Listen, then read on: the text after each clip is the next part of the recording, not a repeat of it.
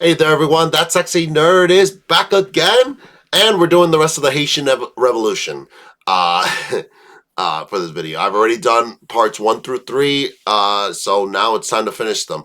And I know Napoleon is out, and I know a certain subscriber, I know some of you out there, but a certain subscriber out there is asking me when I'm going to watch Napoleon. I don't know. I'm thinking about saving it for the channel. Do you guys know if it's on Amazon Plus? I don't know. I mean, or on iTunes TV, whatever. But if I can get it, I can get it. I do want to watch the movie. I just haven't had time mostly. So, yeah. Why don't we just get into the episodes because y'all know what's going on in this. So here we go with more extra history. Please smash that like button if you want to see more sexy and nerdy content, and subscribe if you think I deserve it. And let's do this thing, y'all. Dumont, September 1792, arrived from France. They're here to address the question of rights for the free people of color. It is the second commission. The first group having carried a completely different message. But this group makes their intentions clear when they land. They're here to ensure the free people of color receive full rights, as French law now requires. Oh, wow. They will radically integrate the assemblies. And they've brought 6,000 troops to make sure that everyone, rebellious slaves and big whites alike, stay in line. To tamp down the murmurings amongst the big whites, they say their orders do not include the abolition of slavery. They're here to save slavery, they say, not end it. But Save end it slavery. is exactly what this second commission will end up doing. And their 6,000 troops, they'll not nearly be enough. Oh. Really? Despite assurances, the white population of Saint-Domingue feared the commissioners were secretly working toward emancipation. And there was a reason for that. Both commissioners were known abolitionists, and the big and small whites made the decision to refuse to work with the commission, comply with their laws, or even help them fight the rebellion. The free people of color, though, were only too happy to show their loyalty to the commission. Soon, the free people of color and French troops were fighting side by side, making great progress against both white separatists and black rebels. Which was good, because roughly 5 minutes after the commission got to the colony, yellow fever turned their 6,000 reinforcements into 3,000. But this alliance only deepened suspicions that the commissioners meant to end slavery, suspicions that boiled over when the commission issued a decree that they were reinstituting the long-ignored Code Noir, a set of regulations governing the treatment of the enslaved, from providing proper food, clothing, and housing, to opening channels the enslaved could use to report abuse. This was the last straw for the big whites. Oh, no. They had already been buddying up to the new governor, a pro-slavery plantation owner like them, and soon he was insulting the commission and threatening to counteract their decrees. So, the commissioners, deciding that this constituted rebellion, marched into Le Cap and imprisoned the governor. Except he escaped, and all hell broke loose. What? The governor rallied his troops and attacked Le Cap, where the commissioners and soldiers were now based, besieging and taking the city. But during the fight, fires ignited the colonial port, burning down most of the city's grand Paris-style buildings, operas, and boulevards. The commissioners themselves ended up outside of the city and needing reinforcements. Worse still, both Spain and Britain had declared war on France. So the Spanish got busy sponsoring and fighting alongside rebels like Toussaint Louverture, while word was a British force was already on the way.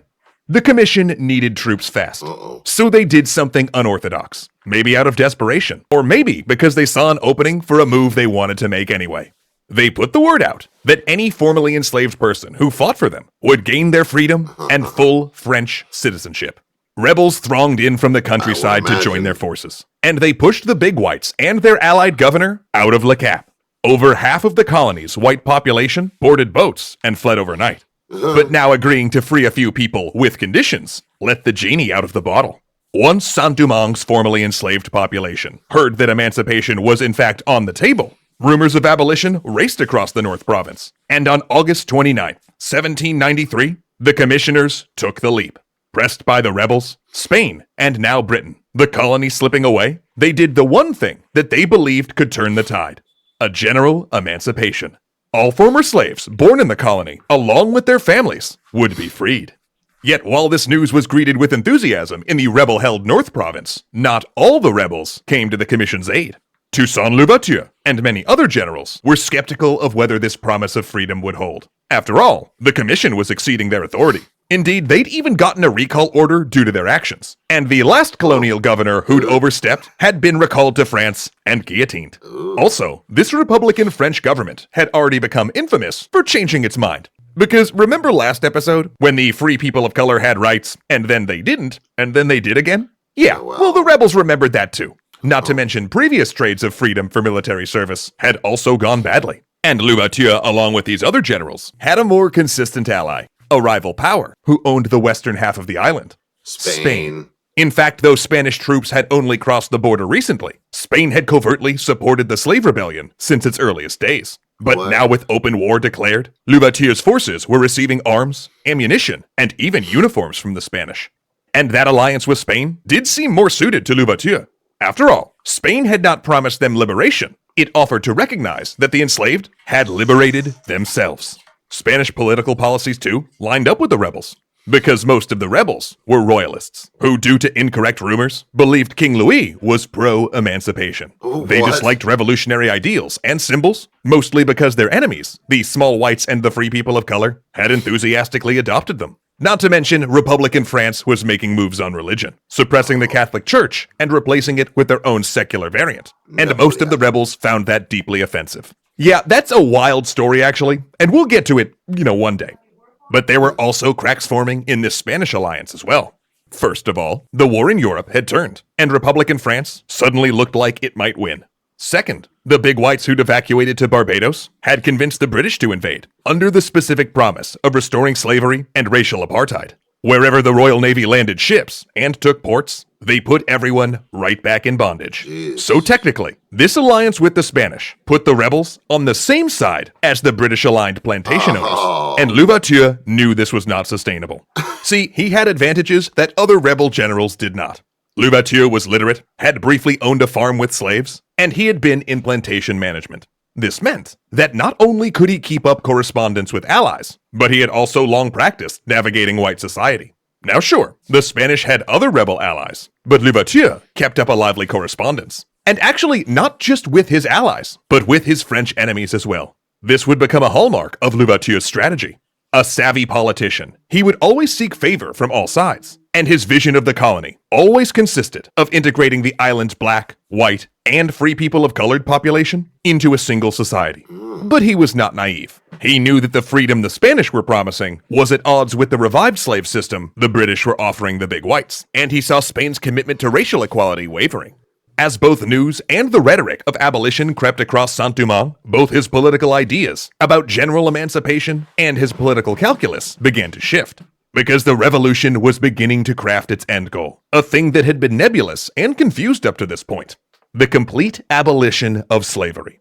Also, the French were eager for Louverture to defect. Despite having no military experience before the rebellion, he had blossomed into one of the most able commanders of the conflict. When he captured European officers, he treated them well, and had them instruct his men.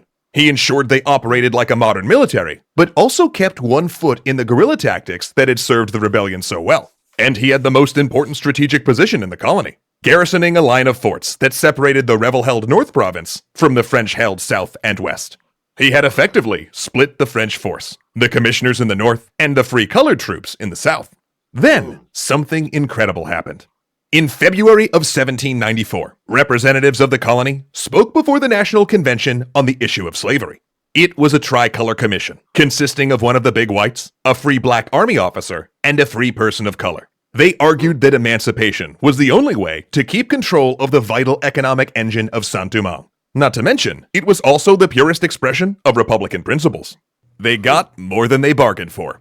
Not only did the National Convention end slavery in Saint-Domingue, they ended slavery in all French colonies. Moreover, they declared that all men living in France and its possessions, regardless of the color of their skin, were full citizens and protected by the Constitution. Upon hearing that the French had actually fulfilled their promise of emancipation, Louverture ditched his Spanish allies and switched sides. No. He now had the largest and most professional force in the colony, allies that aligned with his political goals, a strategic position to fight both the Spanish and British, and the backing of a major power. But By 1795, Spain was knocked out of the war, ceding their side of the island to France. And- British troops were dying in droves of yellow fever, with 30,000 more on the way to help end the war. What the Yet hell? it would do no good. The time of the European powers in Haiti was waning, and the rebel generals would instead turn on each other. For the war of muskets and uniforms was over, and the war of knives had begun. 1796. The British soldiers come ashore and die.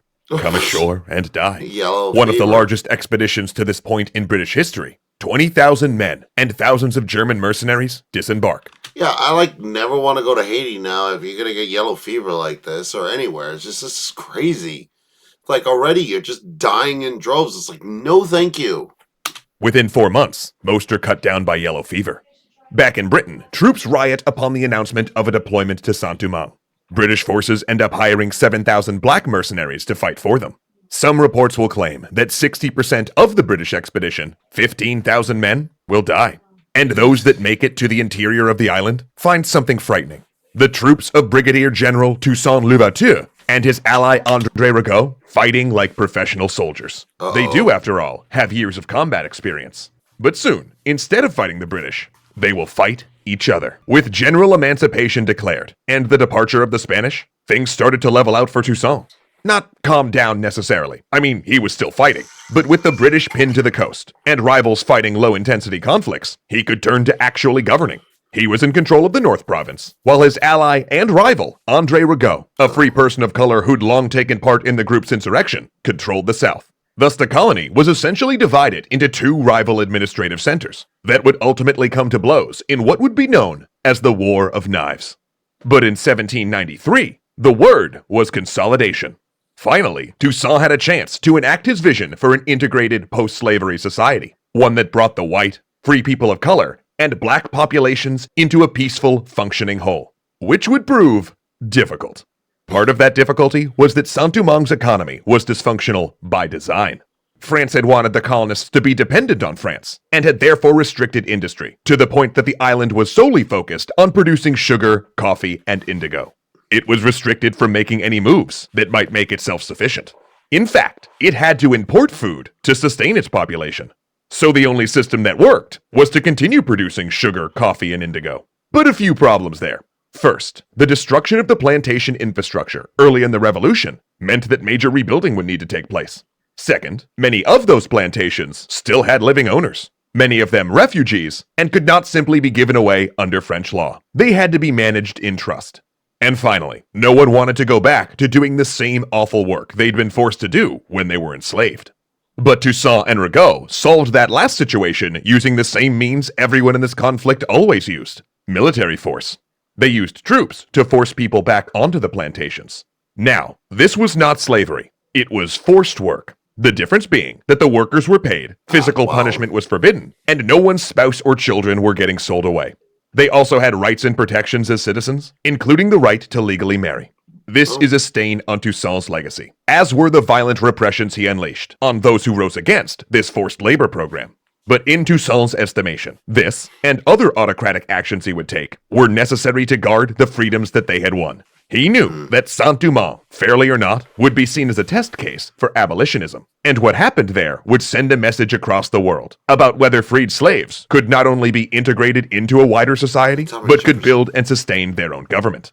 If Saint-Domingue collapsed, not only might slavery return, in fact there were big whites in Paris advocating for just that, but opponents would draw the conclusion that abolition had been a mistake, and such a determination would have global consequences. And Toussaint increasingly believed he was the only one that could secure the revolution and the freedoms they'd won. As he fought the British, his power growing, he began to edge out political rivals, even allies. When one longtime rival rebelled and captured the colony's governor, accusing him of trying to reinstate slavery, Toussaint rescued the man and got named lieutenant governor for the service. During the election for the colony's representatives in France, Toussaint steered his rival to victory, so that then they would be forced to live in France, far from his developing power center. He would get himself declared Governor General shortly afterward. And in 1798, he started conducting his own diplomacy. He concluded a secret peace with the British, where they would withdraw their troops and naval blockade from Saint-Domingue in exchange for the return of French royalists and a promise that Toussaint would not export the uprising to Barbados. That concluded, he sent a representative to the United States, striking a deal with John Adams so the undeclared naval war between the US and France would not affect trade with Saint-Domingue. Because you see, another running theme to think about, and you're keeping track of all of these, right? Was that Saint-Domingue was always a piece in a larger game. The United States was right next door, as was British Barbados, and France supported whatever leader, in their estimation, best served their interests. And that interplay of various powers sponsoring or intervening in the island's affairs will become a major part of Haitian history all the way to present day. In other words, Toussaint was increasingly behaving like the leader of an independent nation, though he did so with the veneer of French support. He was, after all, a brigadier general of the Republic, and would remain so as long as the French upheld their abolition of slavery. In fact, Toussaint had essentially ejected the previous governor. Meanwhile, relationships between Toussaint and Rigaud began to sour, partially due to that expelled governor playing political games about which one was higher ranking, and partially due to the fact that they both wanted total control. Soon, Rigaud appealed to France, casting himself as the loyal revolutionary, and Toussaint as a dictatorial usurper who wanted independence. Toussaint, by contrast, began claiming that Rigaud planned to reimpose slavery. A slender Rigaud turned back on him. Of course, neither wanted that, but there were factions on both sides willing to believe it. Toussaint had invited back many plantation owners in order to rebuild the economy, so it seemed plausible from that angle, and Rigaud had rebuilt the southern province with a caste system with the free people of color on top. So again, people could imagine it. Both leaders had alienated supporters with their forced work policies, and those alienated groups started believing that the other leader would never treat them like that, and both accused the other of perpetrating a race war, even though there were representatives of all of the island's groups on both sides. What? Strip away the rhetoric, though, and this was a struggle between two leaders for supremacy. On June 6, 1799, Rigaud sent 4,000 troops to seize several border towns and negotiate the defection of one of Toussaint's veteran regiments. The act triggered a small uprising in Toussaint's northern territory, and he dodged two assassination attempts. In one, Toussaint had his hat shot off and an aide killed. In another, his carriage was peppered with a volley of bullets, though by pure chance, he was not inside. Thus began a civil war that would come to be known as the War of Knives. And it earned that title through blood. Both sides offered no quarter, and prisoners, when taken at all, rarely lasted long. Think of the last that involved the word knives, the Night of the Long Knives, where Hitler murdered many, many people just so he can ascend and gain more power in Germany. It's never good when you mention knives in a conflict.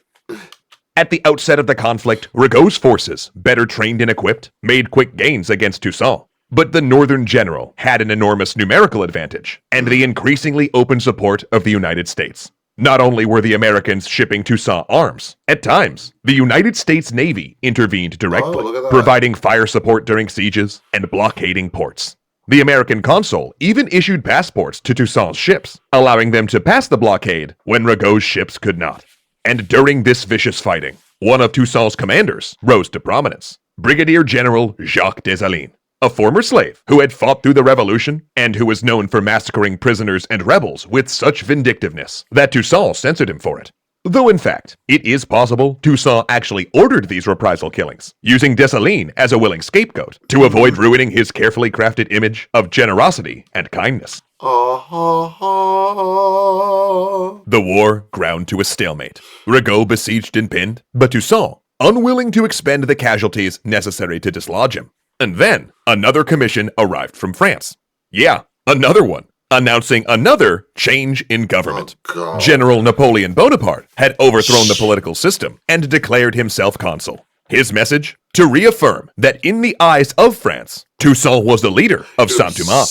The war ended basically overnight, with Toussaint allowing Rigaud to slip away into exile in France, which left Toussaint free to invade Santo Domingo, while technically still French, was still administered by the Spanish. He claimed it was to prevent his free citizens from getting kidnapped and sold into slavery there, but it may have actually been a bid to bolster his forces through liberation and control all of the island's ports.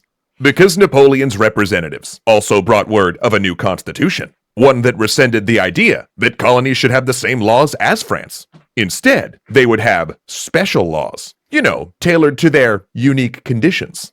In other words, Napoleon planned to bring back slavery.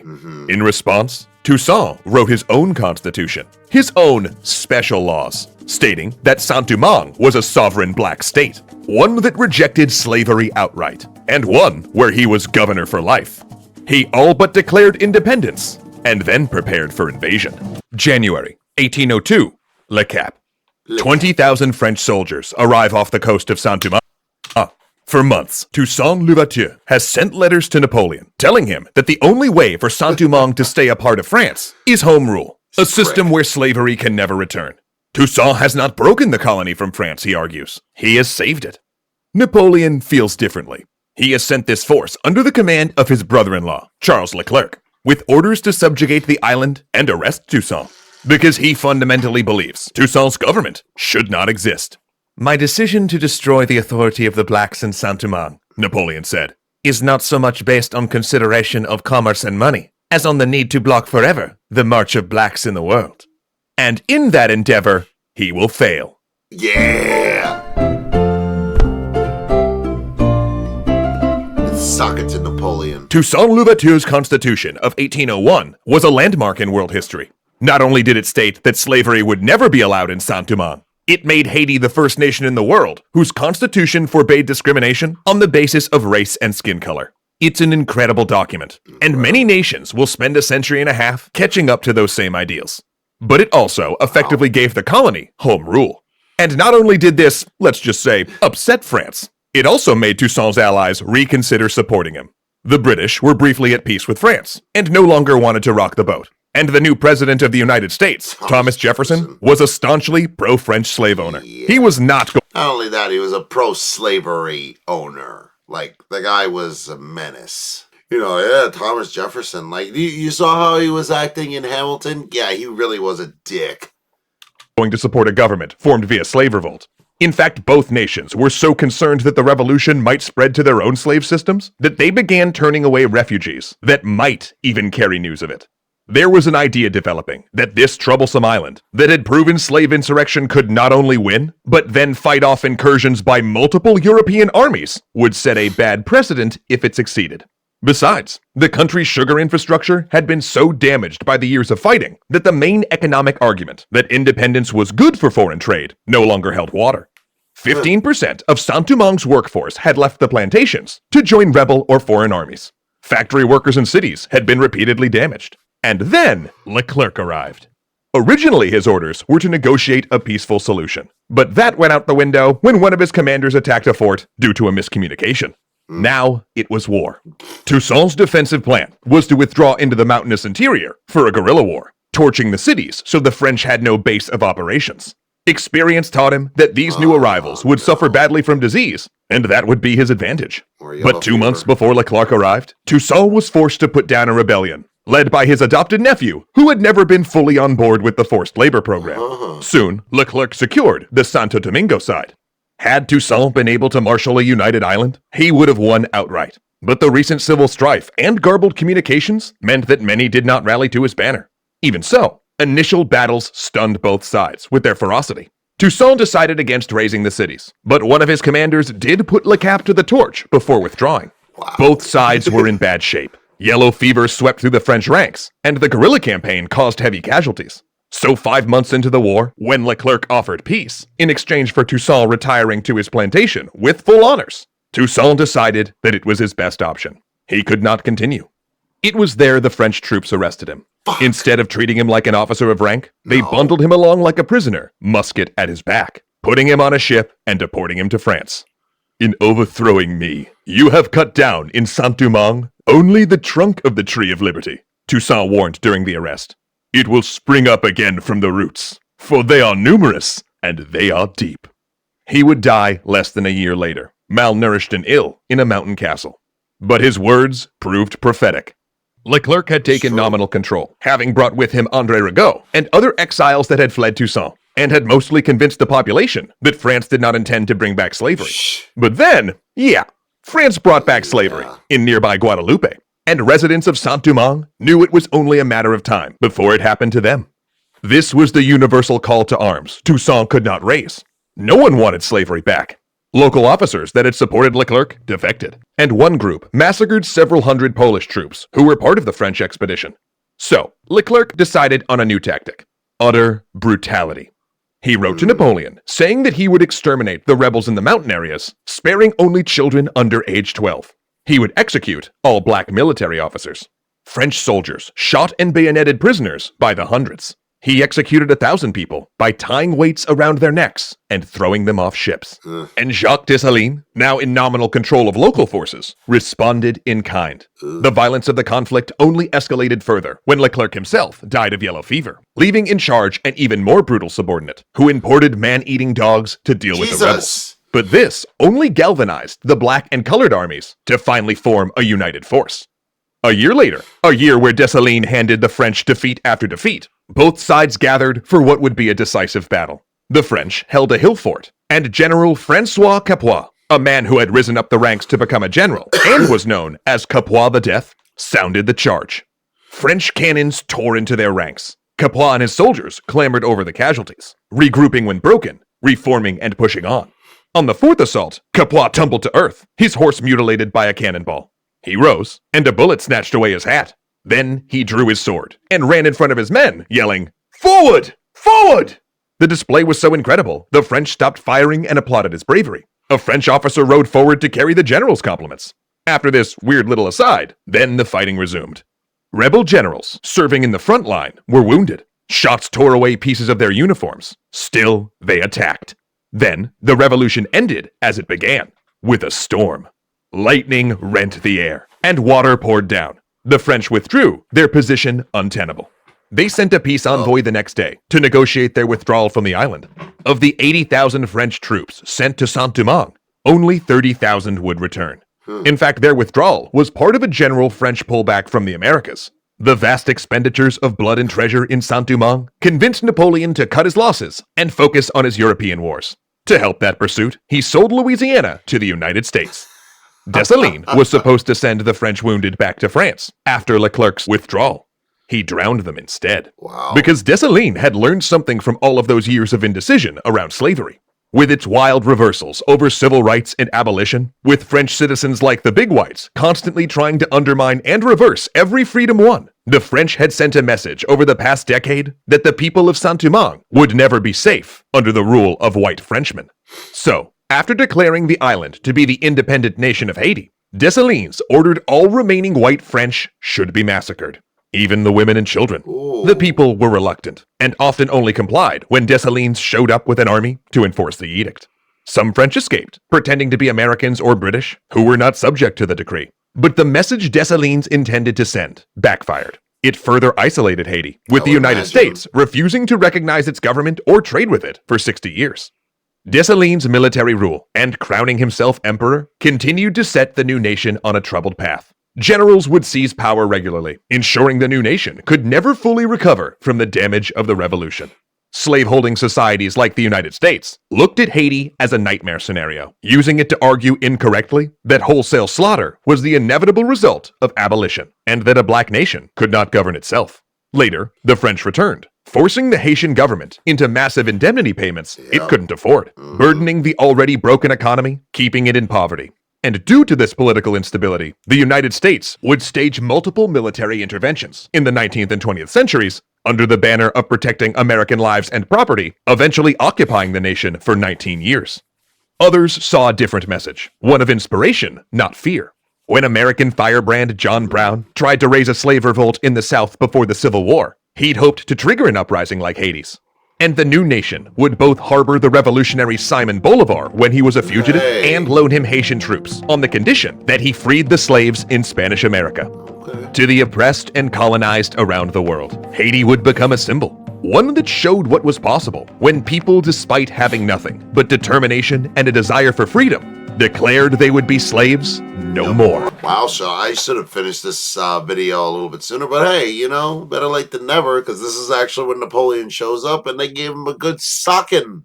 It's great. It's another L he has to take. You know, Napoleon just can't take over hot places. Egypt, Haiti, Spain. It's just not going to happen. But yeah, I love this. You know, it really explains a lot, especially how Haiti's still kept in poverty. It's crazy because this crap still happens today. They're still mad that they chased out the white people out of their country. They're really still mad about that. So What are you gonna do? But apparently there's some Polish people there left there because they didn't betray the cause or something like that. It was crazy. Like the history of Haiti is so interesting, and I loved hearing about all of this. I want to hear it a little bit in a little bit more detail. So I might actually look up some more stuff. But yeah, this was really interesting and really great. So let me know what you thought about it. And remember, please smash that like button if you want to see more sexy and nerdy content, and subscribe if you think I deserve it. And I'll see you on the next episode.